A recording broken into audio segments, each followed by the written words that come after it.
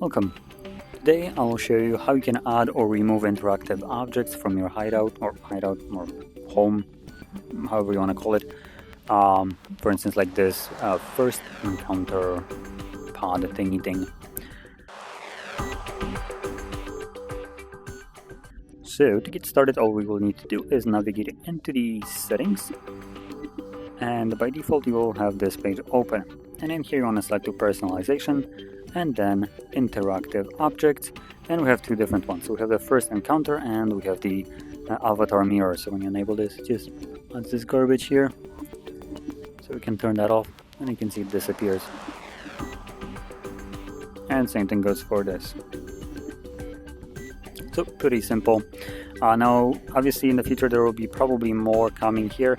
I believe this is relatively new, so not much here. And obviously for people that want to get rid of the mirror because it might be just a little bit annoying, that's where you get rid of it anyway. So with that being said, if you found this video helpful, don't forget to hit like, subscribe, and thanks for watching.